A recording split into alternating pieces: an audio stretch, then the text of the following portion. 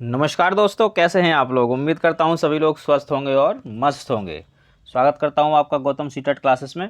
तो चलिए मित्रों, देखते हैं हम आज की क्लास में आपके लिए क्या है। ये जो हमारी क्लास है चाइल्ड डेवलपमेंट एंड पेडागोजी की, जिसमें क्वेश्चन नंबर 166 से लेकर 180 तक डिस्कस किए जाएंगे।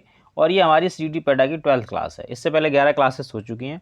और देखिए, अगर आप मेरे तरीकों को, जो कि बिल्कुल नया और आसान तरीका है पॉजिटिव और नेगेटिव का, ये पॉजिटिव और नेगेटिव से ही मैं 90 मार्क्स की सीडी और पेडा जो है वो ख़त्म कर देता हूँ। और इतनी अच्छी तरह से ख़त्म कर दूंगा कि इसमें से आपके 85 तो आने ही हैं। हो सकता है 90/90 भी आ जाएँ। लेकिन इसको समझने का एक तरीका है। तरीका क्या है कि जो आप मेरी कोई सी भी क्लास देख रहे हैं, चाहे सीडी की देख रहे हैं या ईवीएस की देख रहे हैं या हिंदी की देख रहे हैं या मैथ की देख रहे हैं, कोई सी भी XYZ अगर आप देख रहे हैं, तो वो सारी क्लासेस ना सीरियल वाइज देखें। ये प्रैक्टिस सेट वाले वीडियो नहीं है, ये प्रॉपर क्लास है।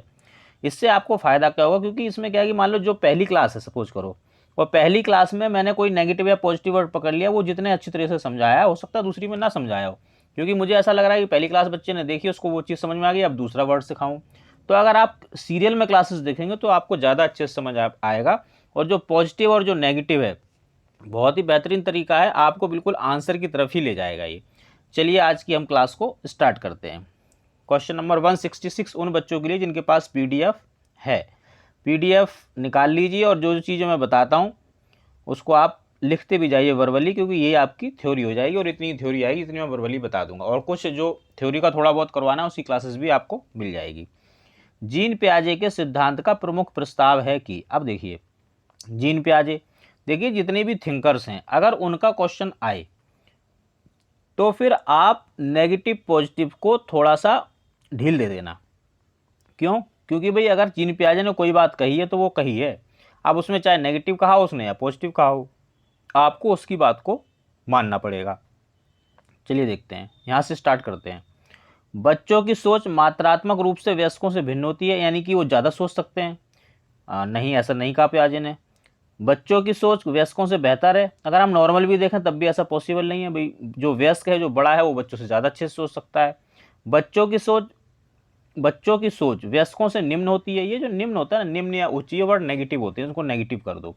अब देखिए पहला, बच्चों की सोच गुणात्मक रूप से वयस्कों से भिन्न होती है। गुणात्मक रूप का मतलब होता है कि उनकी क्वालिटी कई बार ज़्यादा अच्छी होती है, बच्चा अच्छा आइडिया दे देता है। फर्स्ट आंसर करेंगे, ऐसा पियाजे ने कहा, मैंने नहीं कहा। निम्नलिखित में से कौन सी पूर्व संज्ञानात्मक अवस्था बच्चे की विशेषता को बताती है। तो भाई ये जो पूर्व संज्ञानात्मक अवस्था की बात जो हो रही है, पियाजे ने विकास की 4 अवस्थाएं दी। उन्होंने कहा कि बच्चे का जो विकास होता है वो अवस्थाओं में होता है, और उन्होंने संज्ञानात्मक विकास की बात की, जिसमें जो दूसरी स्टेज है, जो कि आपकी 2 से लेकर 7 साल तक है, वो है पूर्व संज्ञानात्मक अवस्था। बाकी जो पियाजे है वो पियाजे की क्लास में ज़्यादा अच्छे से डिस्कस करेंगे। तो उन्होंने कहा कि भाई इन चारों में से कौन सी एक विशेषता है जो इस अवस्था में होती है। तो पहला देखिए, विचारों की अनुक्रमणीयता, वर्तुल प्रक्रिया, लक्ष्य निर्देशित निर्देशित व्यवहार, विलंबित अनुकरण। भाई ये जो चारों के चारों जो टर्म्स हैं, इनको थोड़ा समझाने की ज़रूरत है। तो यहाँ एक 20-25 मिनट के वीडियो में इसको डिस्कस कर पाना थोड़ा मुश्किल है, इसलिए फिलहाल हम आंसर की तरफ देखते हैं कि जो विचारों की अनुक्रमणीयता है, ये पूर्व संक्रियात्मक अवस्था की एक विशेषता है। इसको आप थोड़ा सा लर्न कर लीजिए, और जो थ्योरीज हैं वो आपको थोड़ी थोड़ी तो लर्न करनी ही पड़ेंगी। बच्चों और उनके अधिगम के संदर्भ में निम्नलिखित में से कौन सा कथन सही है। सही मतलब वो पॉजिटिव पूछ रहा है, गलत कहे तो वो नेगेटिव पूछ रहा है। आप एक हैबिट बनाओ क्वेश्चन को इस तरह से पढ़ने की कि वो क्या पूछ रहा है, नेगेटिव या पॉजिटिव। बस 2 चीज़ों पे आप अपने आप को केंद्रित कर लो, अपने ध्यान को केंद्रित कर लो, और फिर देखो कितनी जल्दी आंसर मिलता है। चलिए, पॉजिटिव पूछ रहा था, पहला देखेंगे। बच्चों को अधिगम हेतु प्रेरित करने के लिए उन्हें पुरस्कृत और दंडित करना होता है। पुरस्कार या दंड कहीं पे भी आ जाए नेगेटिव है। मैं कई बार बता चुका हूँ पहले के वीडियोज में, आज ही बता देता हूँ कि पुरस्कार देके अगर आप बच्चों को क्लास के अंदर बिठा रहे हो, इसका मतलब आपका टीचिंग मेथड ठीक नहीं है, तो ये बात गलत है। दंड तो आप दे ही नहीं सकते बच्चों को किसी भी तरह का, ना तो उसे कोई शारीरिक दंड दे सकते हो, ना ही जो आप उसकी तरफ घूर के भी नहीं देख सकते। दंड देना नेगेटिव है। दूसरा देखेंगे, सभी बच्चे सीखने के लिए स्वाभाविक रूप से प्रेरित होते हैं और सीखने में सक्षम होते हैं। तो देखो इसमें जो ये स्व वर्ड है ना, ये पॉजिटिव है। प्रेरित होना, ये भी पॉजिटिव है। तो मेरे जो नेगेटिव पॉजिटिव वर्ड हैं वो क्या हैं, वो एक्चुअली जो सेंटेंस होता है ना, जो पूरा सेंटेंस बना होता है, उसमें एक या दो शब्द ऐसे होते हैं जो पूरे सेंटेंस को या तो नेगेटिव करते हैं या पॉजिटिव करते हैं। तो बस उनको ही ढूंढना मैं आपको सिखा रहा हूँ, और उससे आपकी बात बन जाएगी। बच्चों, थर्ड देखेंगे, बच्चों को सीखने के लिए अभिप्रेरणा तथा सीखने के लिए उनकी सक्षमता केवल आनुवंशिकता के द्वारा पूर्व निर्धारित होती है। केवल, केवल वर्ड कहीं भी आ जाए, केवल, मात्र, ही, सिर्फ, एकमात्र, नेगेटिव कर देना, क्योंकि ये एक चीज पे आके रुक जाता है, बाउंडेशन लगा देता है। सिर्फ आनुवंशिकता पे होता है क्या परिवेश का कोई योगदान नहीं है? उसका भी योगदान होता है। तो ये जो केवल है ये नेगेटिव है। बच्चों की सामाजिक आर्थिक पृष्ठभूमि उनकी प्रेरणा एवं अधिगम सक्षमता को निर्धारित व सीमित करती है। देखिए जो आर्थिक शब्द है ना ये नेगेटिव है, ये ध्यान रखो। आर्थिक अर्थ अगर कहीं आए और उस अर्थ का मतलब रुपए या पैसे से है तो वो नेगेटिव होगा। जैसे अब ये आर्थिक, सामाजिक, आर्थिक, आर्थिक का मतलब है पैसे से है तो ये नेगेटिव। अब देखिए ये भी नेगेटिव, ये नेगेटिव, और आपका पुरस्कार और दंड नेगेटिव। तो फिर आंसर क्या बचा? पॉजिटिव पूछ रहा था तो पॉजिटिव को आंसर लगा दो। तो भाई नेगेटिव पॉजिटिव से बहुत जल्दी आंसर मिल जाते हैं। देखिए अगर आपको नेगेटिव पॉजिटिव की प्रैक्टिस हो गई तो देखो negative negative negative positive positive answer, positive ही पूछ रहा था और आप देखो इसमें तो दो दो पॉजिटिव हैं, यहाँ तो एक पॉजिटिव ही आंसर हो जाता है। तो बस मैं आपको नेगेटिव और पॉजिटिव ही सिखाऊंगा। आप जब मैं ये पढ़ता हूँ ना तो आप इसकी थ्योरी पे ज़्यादा ध्यान मत दो। थ्योरी तो मैंने पढ़ ली, अब मैं आपको थ्योरी पढ़ के थ्योरी पढ़ाऊँ तो फिर मेरे पढ़ाने का फ़ायदा क्या है? भाई टीचर तो वो है ना जो खुद चीज़ों को समझ के बच्चों को इस तरह से समझाए कि प्रैक्टिकली बच्चे को वो चीज़ें समझ में आ जाएं। प्रैक्टिकली समझ में आना इसलिए ज़रूरी है कि सीटेट का सारा जो सिलेबस है वो प्रैक्टिकली है, और वही मैं आपको समझाने की कोशिश करता हूँ। तो आप प्रैक्टिकली चीज़ों को देखें, बस थ्योरी के अंदर ज़्यादा घुसने की कोशिश ना करें। प्रगतिशील शिक्षा में बच्चों को किस प्रकार से देखा जाता है? भी पॉजिटिव में देखा जाएगा, नेगेटिव थोड़ी देखेंगे। तो पॉजिटिव ढूंढते हैं, खाली स्लेट के रूप में। ये भूल बिल्कुल मत करना कि बच्चा आपके पास आ रहा है तो खाली स्लेट आ रहा है। वो अपनी भाषा लेके आ रहा है, अपने अनुभव लेके आ रहा है, उसका जो सामाजिक सांस्कृतिक स्तर है उसको लेके आ रहा है, और अपने घर परिवार की बातों को लेके आ रहा है। तो वो खाली नहीं आ रहा है, उसके पास बहुत कुछ है। छोटे वयस्कों के रूप में आता है, होल्ड पे डाल दो इसको। निष्क्रिय, निष्क्रिय जो वर्ड है ये नेगेटिव है, निष्क्रिय नेगेटिव, खाली स्लेट के रूप में नहीं आ रहा है। छोटा वयस्क है, वयस्क या छोटा है तो कंफ्यूज ही कर रहे हैं, नेगेटिव करो इसको। सक्रिय अन्वेषक के रूप में आ रहा है। सक्रिय वर्ड पॉजिटिव है, कहीं पे भी आए उसको पॉजिटिव कर देना। अब देखो ये पॉजिटिव कहाँ से, इसलिए पॉजिटिव है ये क्योंकि प्याजे ने कहा कि बच्चे सक्रिय अन्वेषक होते हैं। अब मैं आपको प्याजे की पूरी थ्योरी पढ़ाने की बजाय सिर्फ इस एक शब्द को बता देता हूँ कि आप इस शब्द पकड़ लो, ये शब्द पॉजिटिव है, इससे आपका काम चल जाएगा। पूरी थ्योरी कराऊंगा तो साल, आप एक बात सोचो, आप 2 साल बीएड या डाइट करते हैं, बीएड करते हैं या डाइट करते हैं, अब वो 2 साल में जितना आप पढ़ते हो, क्या कोई कोचिंग सेंटर वाला 2 महीने में आपको उतनी चीज़ बता देगा या 3 महीने में? बिल्कुल भी नहीं बता सकता। और वो वही थ्योरी पढ़ाते रहते हैं, तो उन थ्योरी को पढ़ने का कोई फ़ायदा नहीं है। जो तरीका मैं बताता हूँ वो बेस्ट तरीका है। थ्योरी तो मैंने पढ़ ली, अब मैं आपको सिर्फ वो बता रहा हूँ। जैसे प्याजे पूरा पढ़ा तब जाके ये सक्रिय वर्ड निकला, ये अन्वेषक वर्ड निकला, और ये मैंने आपको दे दिया, ये पॉजिटिव है। कहीं भी पॉजिटिव पूछ रहा हो इसको आप पॉजिटिव लेके चलना। और सीटेट का यही पैटर्न है, ऐसे ही क्वेश्चन आते हैं, ये सब सीटेट के ही क्वेश्चन है। ले वाइगोस्की के अनुसार अधिगम क्या है? वाइगोस्की का जैसे ही नाम आया आपके दिमाग में आ जाना चाहिए कि वाइगोस्की ने सामाजिकता की बात की। अब देखेंगे एक अनुबंधित गतिविधि, अनुबंधित का मतलब ये अपने आप ही कह रहा है बाउंडेड, अनुबंधित लगी हुई है ये, तो ये नेगेटिव। एक सामाजिक गतिविधि, समाज की बात करिए वाइगोस्की ने, पॉजिटिव है। एक व्यक्तिगत गतिविधि, ऐसी बात वाइगोस्की ने नहीं की। एक निष्क्रिय गतिविधि, निष्क्रिय कहीं पे भी आए नेगेटिव कर देना। तो देखो भाई ये नेगेटिव, इसकी हम कोई बात ही नहीं कर रहे हैं। और हमें पता है कि वाइगोस्की ने जो है सामाजिकता की बात की कि बच्चा जो भी कुछ सीखता है उसका चाहे संज्ञान हो या उसका सामाजिक जो स्तर होता है वो समाज के साथ रह के ही डेवलप होता है। ये बात इन्होंने वाइगोस्की ने कही थी। बाकी मैंने वाइगोस्की का एक वीडियो डाला हुआ है, आप जाके चैनल में जाइए, वहाँ पे आपको मिल जाएगा, उसको आप पढ़ लो। और सीटेट के लिए उतना बहुत है, उससे ज़्यादा पढ़ने की जरूरत नहीं है, बाकी का डीएसएसबी में पढ़ना। जीन प्याजे के अनुसार बच्चे कैसे होते हों? तो पॉजिटिव चीज़ पूछ रहा है वो। बच्चों को पुरस्कार एवं दंड के सिद्धांतों का प्रयोग करते हुए विशिष्ट तरीके से व्यवहार करना एवं सीखना सिखाया जा सकता है। अब देखो पुरस्कार दंड कहीं भी आए नेगेटिव कर देना, ज़्यादा थ्योरी मत समझो, नेगेटिव हो गया ये तो। ज्ञान को सक्रिय रूप में संरचित करते हैं जैसे जैसे वे दुनिया में व्यवहार कौशल का प्रयोग करते हैं तथा अन्वेषण करते हैं। सक्रिय पॉजिटिव, अन्वेषण, देखो पहले भी मैंने ये बताया था। जो शब्द मैंने नेगेटिव कह दिया वो पूरे 90 नंबर की जो सीडी और पैडा है पूरे में वो नेगेटिव रहेगा, और जिस वर्ड को मैंने पॉजिटिव कह दिया वो पूरे 90 नंबर के जो पोर्शन है सीडी पैडा का उसमें पॉजिटिव ही रहेगा, बदलेगा नहीं बार बार। तो आप कंफ्यूज मत हो बिल्कुल भी। तीसरा देखेंगे, प्रेक्षणात्मक अधिगम की प्रक्रिया का अनुसरण करते हुए दूसरों का अवलोकन करके सीखते। अनुसरण नेगेटिव, अनुसरण का मतलब होता है नकल करना, नकल करना नेगेटिव। 4 देखेंगे, को उद्दीपन अनुक्रिया संबंधों के सावधानीपूर्ण नियंत्रण के द्वारा एक विशेष तरीके से व्यवहार करने के लिए अनुबंधित किया जा सकता है। अब देखो ये नियंत्रण नेगेटिव, अनुबंधित नेगेटिव। अब अगर आपको ये नेगेटिव और पॉजिटिव की जानकारी है तो आप देखो कितनी जल्दी आंसर मिलेगा। पुरस्कार एवं दंड नेगेटिव, पूरा समझने की जरूरत नहीं। अनुसरण करना नेगेटिव, नियंत्रण नेगेटिव, अनुबंधित नेगेटिव। पॉजिटिव क्या है? सक्रिय अन्वेषण, इसको आंसर कर दो। अब इसमें थ्योरी की क्या जरूरत है, क्या प्याजे पढ़ने की जरूरत है?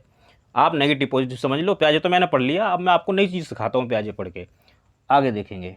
और अदरवाइज इस क्वेश्चन में मैं आपको बता दूं, इतना दिमाग घूम जाएगा कि आपको समझ में नहीं आया किसको आंसर करूं। और वैसे भी सीटेट में तो ऐसा लगता है जैसे चारों ही आंसर हैं, उन चारों में से सही आंसर पे कैसे पहुंचना है, ये जो मेरे नेगेटिव और पॉजिटिव है ये आपको ले जाएंगे।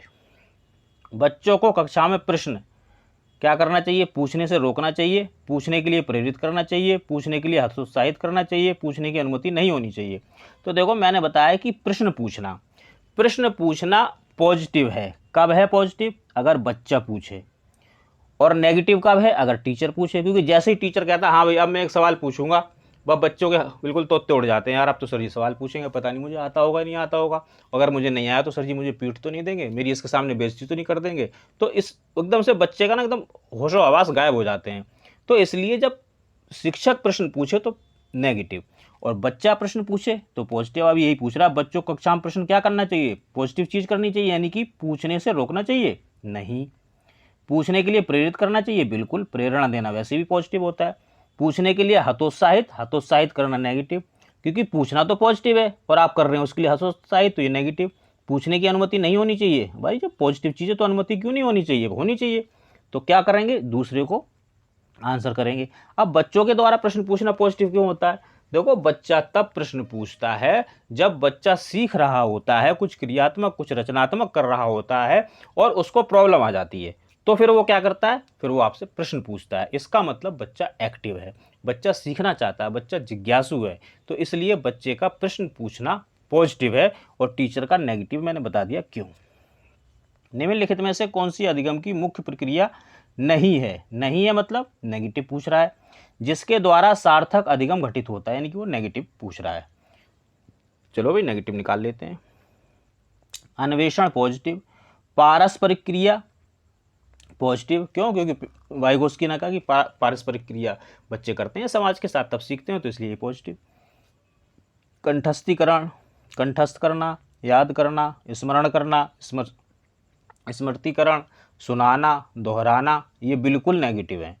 पुनरावृत्ति नेगेटिव, अभ्यास नेगेटिव, निर्देश देना नेगेटिव।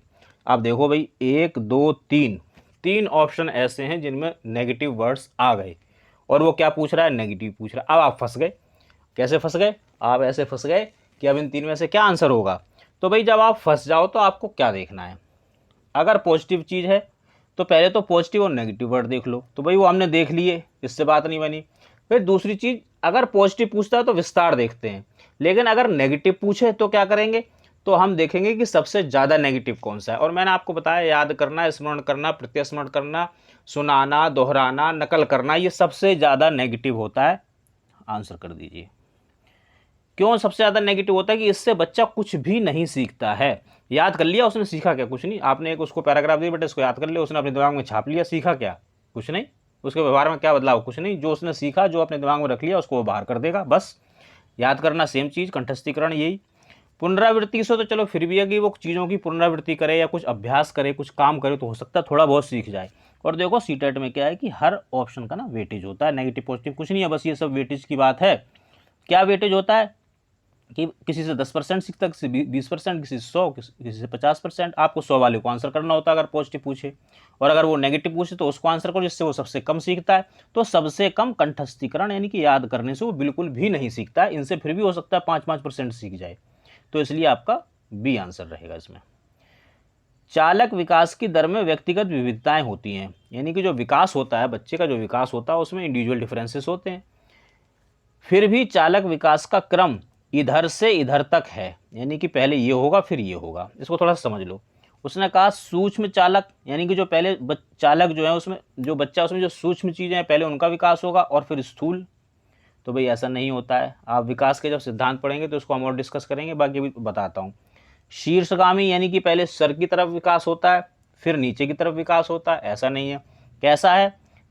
सर से सिर से लेके पैर की तरफ विकास होता है। अगर यहाँ कॉमा ना लगा होता, यहाँ लिखा होता शीर्षोगामी, शीर्षोगामी से अधोगामी, तो ये आंसर हो सकता था। लेकिन अब इन्होंने कॉमा लगा दिया, यानी कि शीर्षगामी की बात अलग कर रहे हैं, अधोगामी की बात अलग कर रहे हैं, तो ये भी नहीं है। ये तो बिल्कुल ही उल्टा, ये तो हो ही नहीं सकता। तो आंसर है ये, यानी कि जो पहले स्थूल चीज़ें जो हैं, जो पहले बड़ी चीज़ें हैं, पहले उनका विकास होता है, फिर जो सूक्ष्म होते हैं फिर वो वाला विकास होता है। तो फोर्थ आंसर करेंगे, बाकी विकास के सिद्धांत में उसको देखेंगे। वह अवधि जो वयस्क, वयस्क का मतलब 18 साल से ऊपर जब बच्चा हो जाता है, संक्रमण की पहल करती है। तो वयस्क होने से पहले बच्चा क्या होता है? किशोर अवस्था में होता है। ये अवस्थाएं आप देख लेना अभी, सबसे पहले शैशवावस्था, इसके बाद फिर बाल अवस्था, फिर आपकी किशोर अवस्था, इसके बाद फिर वयस्क। तो किशोर अवस्था इसका आंसर हो जाएगा। आगे चलेंगे। एक प्रारंभिक कक्षा में एक बालक अपने साथ जो अनुभव लाता है उसका क्या करना चाहिए? पॉजिटिव करेंगे। मैंने बताया जब बालक आएगा आपके पास, जो 5 से लेकर 10 या 12 साल तक का बच्चा होगा, जब आपके पास आता है तो वो खाली नहीं आता है, वो अपने साथ बहुत कुछ लेके आता है। तो आप जो वो चीज़ें अपने साथ लाता है आपको उसका सम्मान करना है। वो क्या चीज़ लाता है? वो 4 चीज़ें तो लाता ही लाता है, और आपको उनका सम्मान करना है। किसका सम्मान करना है? पहले तो बच्चे का सम्मान करो, जो बच्चा आपके पास आया, उसकी भाषा का सम्मान करो, उसके अनुभव का सम्मान करो, अनुभव, और उसकी जो सामाजिक सांस्कृतिक जो परिवेश जो लेके आ रहा है वो उसका सम्मान करना, उसको अपनाना है। तो बालक यानी जो अपने साथ क्या ला रहा है? यहाँ अनुभव ला रहा है। अनुभव तो वैसे ही पॉजिटिव चीज़ होती है, पॉजिटिव चीज़ ला रहा है तो आपको उसके साथ पॉजिटिव करना है। क्या करना है? उसको अपनाना है, उन्हें शामिल कर उसका संचय करना चाहिए। बिल्कुल, संचय करना पॉजिटिव होता है। थ्योरी बता रहा हूँ साथ में, हालांकि पॉजिटिव और नेगेटिव से ही काम चल जाएगा। अस्वीकार, नेगेटिव, उपेक्षा या अपेक्षा, कहीं पे भी आए नेगेटिव कर देना। उपेक्षा मतलब अनदेखी करना बच्चे की। आप बच्चे की अनदेखी करोगे फिर स्कूल में जा क्या करने जा रहे हो? बच्चे को तो आपको देखना पड़ेगा। अच्छा, उस पर ध्यान नहीं देना है। क्यों भाई? आपकी ड्यूटी यही है, ध्यान देना है आपको। किस लिए सरकार आपको किस लिए अपॉइंट किया है? इसीलिए तो कि बच्चों पर ध्यान दो आप। तो क्या करना है? उसका संचय करना है। बच्चा अपने साथ जो भाषा लेके आता है, जो अनुभव लेके आता है, जो सामाजिक सांस्कृतिक परिवेश लेके आता है, उसका सम्मान करना, उसको अपनाना, उसका संचय करना है। संचय वर्ड पॉजिटिव है। तो देखो अगर हम नेगेटिव पॉजिटिव से करें तो नेगेटिव नेगेटिव पॉजिटिव, और ध्यान ना देना ये भी negative negative negative positive, answer कर दो पॉजिटिव। जब आपको प्रैक्टिस हो जाएगी, और प्रैक्टिस का तरीका क्या है? प्रैक्टिस का तरीका ये है कि मेरे पास एक पीडीएफ है, आप चाहें तो उसको ले सकते हैं। उसमें लगभग 3000 क्वेश्चन हैं। उन 3000 क्वेश्चनों की आप प्रैक्टिस करो, यानी कि एक ट्रिक यानी कि नेगेटिव और पॉजिटिव की एक ट्रिक की 3000 बार जब आप प्रैक्टिस करेंगे तो आप उसमें मुझे लगता है बिल्कुल ही परफेक्ट हो जाओगे, और 90 के 90 नंबर आपके आएंगे। आते हैं, मेरे बहुत बच्चों के आते हैं। पास तो खैर सब हो जाते हैं, पास वाले बच्चों की मैं बात ही नहीं करता, मैं सिर्फ उन्हीं बच्चों की बात करता हूँ जो 100+ लेके आते हैं। चलिए, एक बच्चा तर्क प्रस्तुत करता है कि हिंज को दवाई की चोरी नहीं करनी चाहिए थी, वह दवाई जो उसकी पत्नी की जान बचाने के लिए जरूरी है, क्योंकि यदि वह ऐसा करता है तो उसे पकड़ा जाएगा और जेल भेज दिया जाएगा। कोलबर्ग के अनुसार वह बच्चा नैतिक समझ की किस अवस्था के अंतर्गत आता है? तो देखिए जी, ये जो कोलबर्ग थे इन्होंने नैतिक विकास का सिद्धांत दिया था कोलबर्ग ने, और इन्होंने जो है 3 अवस्थाएं बताई थी।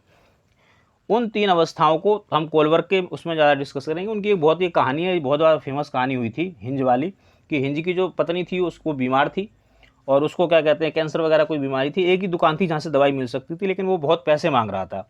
तो फिर उसके पास, हिंज के पास पैसे नहीं थे, तो उसने उसकी चोरी कर ली। तो ये कहानी सुनाई गई, और कोलबर्ग ने जितना जो अपने सिद्धांत दिए उसमें यही किया। उन्होंने बहुत सारी कहानियाँ बनाई थी और वो कहानियों को सुनाते थे, फिर पूछते थे हाँ भाई अब बताओ तुम क्या करोगे। तो वो जब बताते थे ना, उसको लिख लेते थे वो, कि बच्चा ये करेगा, ये करेगा। इसके बाद उन्होंने स्टेजेस बना दी कि भाई ये स्टेजेस होती हैं नैतिकता की। तो 3 जो है उनके स्तर थे, जिसके 2-2 पार्ट थे, वो मैं उसमें बता दूंगा आपको। फिलहाल इसका देखते हैं क्या होगा। तो ये जाना कि भाई अगर आप चोरी करोगे तो पकड़े जाओगे। तो इसमें क्या है कि आप अगर आज्ञा पालन नहीं करोगे तो आपको दंड मिलेगा। ये 4th स्टेज की बात यहाँ पर कर रहा है। बाकी भी ये जो स्टेजेस हैं इनको मैं डिस्कस करूंगा कोलबर्ग में। जो बच्चे स्वयं से मौखिक संवाद करते हैं, यानी कि अपने आप से बोलते हैं, उन्हें लेवाइगोस्की क्या कहते हैं? देखो अगर लेवाइगोस्की पूछे तो आप बोलना व्यक्तिगत वार्ता, ये सीधा सीधा आंसर, इसको आपको रटना पड़ेगा। लेकिन अगर यहाँ लेवाइगोस्की की जगह प्याजे आता कि प्याजे क्या कहता है, तो अहम केंद्रित वार्ता। प्याजे अहम केंद्रित वार्ता, वाइगोस्की व्यक्तिगत वार्ता। ये ध्यान रखना आप प्लीज। खिलौने, पहनावे की वस्तुएं, घरेलू सामग्रियां, व्यवसाय एवं रंगों को विशिष्ट लिंग के साथ संबंधित करना क्या कहलाता है? यानी चीज़ों को कि भाई ये तो खिलौना लड़की यूज़ करेंगे, ये लड़कियां करेंगी, लड़के ऐसे कपड़े पहनेंगे, लड़कियां ऐसे कपड़े पहनेंगी, या महिलाएं घर के काम करेंगी, पुरुष बाहर के काम करेंगे, या व्यवसाय को लेके। अगर किसी जेंडर के साथ आप इन चीज़ों को अटैच्ड कर देते हो तो उसको हम बोलते हैं लैंगिक रूढ़िबद्धता। तो इसको आप आंसर करेंगे। और वैसे भी ये जो लैंगिक रूढ़िबद्धता होती है नेगेटिव चीज़ होती है, ये नहीं करनी है, ये इनको हमें हटाना है। बट आप इसको अपने लिए पॉजिटिव मान के चलो, क्योंकि ये जब भी ऑप्शन में आता है ना, ये आंसर बन के ही आता है। लैंगिक रूढ़िबद्धता यानी लैंगिकता के साथ, किसी जेंडर के साथ आप किसी विशिष्ट काम को, विशिष्ट वस्तुओं को, खिलौनों को, सामग्रियों को, व्यवसायों को अगर आप जोड़ देते हो कि भाई लड़का लड़का है तो क्या कहते हैं वो फौज में भर्ती होगा, लड़की है तो वो टीचर बनेगी या घर के काम करेगी, तो ये जब चीज़ें आप अटैच कर देते हैं तो इनको हम बोलते हैं लैंगिक रूढ़िबद्धता। क्वेश्चन नंबर 180, एक शिक्षक को चाहिए कि शिक्षक को क्या करना चाहिए? पॉजिटिव चीज़ करनी चाहिए। तो पॉजिटिव चीज़ ढूंढते हैं। यह संप्रेषित करे कि वह कक्ष में सभी संस्कृतियों का सम्मान करता है एवं महत्व देता है। देखिए, संप्रेषण करना पॉजिटिव, और मैंने अभी बताया कि जब बच्चा आपके पास आएगा तो आपको बच्चे को, बच्चे की भाषा को, बच्चे के अनुभव को और बच्चे का जो सामाजिक सांस्कृतिक जीवन है उसका सम्मान करना है और उसको महत्व देना है। अगर टीचर ये काम कर रहा है तो ये पॉजिटिव है। वह विद्यार्थियों के बीच तुलना को अधिकतम कर दे। तुलना, आपको बच्चे की बच्चे के साथ तुलना नहीं करनी है। कोई भी सेंटेंस ये कहेगा तो क्योंकि ये नेगेटिव चीज़ है, हर बच्चे में इंडिविजुअल डिफरेंसेस हैं। आप क्यों उनकी तुलना कर रहे हो? आप क्यों कह रहे हो अच्छा ये तो यार ये तो पहाड़े सुना देता है, ये गिनती सुना देता है बहुत अच्छे, तू क्यों नहीं कर पाता है? अरे भाई, उसका सीखने का अलग तरीका है, उसकी गति अलग है, वो उस बच्चे से भिन्न है, अपने आप में वो विशिष्ट है लेकिन उससे भिन्न है। तो आप दो बच्चों की तुलना नहीं करना, ये तुलना करना हमेशा नेगेटिव होता है। अच्छा, एक जगह तुलना करना पॉजिटिव हो जाता है, उसको समझ लो। अगर आप बच्चे की परफॉर्मेंस की, मैंने यानी कि मान लो कोई बच्चा आपके पास राम ने कल जो यस्टरडे जो परफॉर्मेंस दी थी और आज यानी कि टुडे जो परफॉर्मेंस दी, इन दोनों की अगर आप तुलना कर रहे हो यानी कि राम के वर्क की ही तुलना हो रही है, तो वो पॉजिटिव होगी। क्यों पॉजिटिव होगी? क्योंकि इससे ये पता चलेगा बच्चा कितनी प्रगति कर रहा है, कितनी उन्नति कर रहा है या अवनति कर रहा है। लेकिन आपको राम की श्याम के साथ तुलना नहीं करनी है, सीता की गीता के साथ तुलना नहीं करनी। राम के काम की राम के ही काम के साथ तुलना कर सकते हो। आपके कल इसने ऐसा करा, परसों ऐसा करा, तो वो पॉजिटिव हो जाएगा। बाकी तुलना हमेशा नेगेटिव रहेगा। वह विशेष संस्कृतियों या समुदाय के बच्चों को बढ़ावा देना, ये एक तरफा है, एक तरफा काम नहीं करना। आप विशेष संस्कृति को तो बढ़ावा दे दोगे, फिर बाकी जो बच्चे उनका क्या करोगे? तो ये आप पक्षपात कर रहे हो। पक्षपात करना बिल्कुल नेगेटिव होता है। वह विद्यार्थियों के बीच सांस्कृतिक विभिन्नताओं तथा विविधता की अनदेखी करे। देखिए, विभिन्न पॉजिटिव, विविधता पॉजिटिव। अब पॉजिटिव चीज़ की आपने अनदेखी कर दी तो इसको तो आपने नेगेटिव बना दिया। अब पूछ क्या रहा था? पॉजिटिव, तो देखो ये नेगेटिव, ये भी नेगेटिव, ये भी नेगेटिव, ये बचा पॉजिटिव। तो दोस्तों, जो पॉजिटिव नेगेटिव बहुत बेहतरीन तरीका है। अगर आपको थ्योरी नहीं भी आती है, आपको समझ में भी नहीं आती है, आप बस नेगेटिव पॉजिटिव समझ लो, आप आंसर कर दोगे। मेरी क्लास के जो बच्चे होते हैं, जो सबसे नालायक होता है बच्चा, जिसे कुछ थ्योरी वोरी कुछ समझ में नहीं आती, बस वो नेगेटिव पॉजिटिव समझ के चला जाता है, वो भी 90 में से कम 70 लेके आता है। और इसके बाद भाई 60 नंबर का पोर्शन बचता है, तो उसमें से तो भाई सब लर्न करने वाली चीज़ें हैं, जैसे EVS लर्न करके चला जाता है बच्चा। और हिंदी में उधर 15 नंबर में से 5-7 नंबर तो आ ही जाते हैं, और इधर जब वो याद करके गया तो कुल मिला के पास हो ही जाता है, कोई दिक्कत नहीं होती है। तो आप भी हो सकते हैं, कोई बहुत बड़ी बात नहीं है, बस आप मेरी बताए हुए तरीकों को थोड़ा सा फॉलो करें, सब्सक्राइब करें चैनल को, लाइक कमेंट शेयर भी करते रहें। PDF अगर आपको चाहिए तो आप इस नंबर पर कॉन्टैक्ट कर सकते हैं। कॉन्टैक्ट मीन्स मतलब आप मुझे व्हाट्सअप करें, और किसी भी तरह की आपको गाइडेंस की ज़रूरत है, कुछ भी पूछना है तो आप इस पर मैसेज करके मुझसे पूछ सकते हैं, मैं आपकी पूरी हेल्प करूँगा।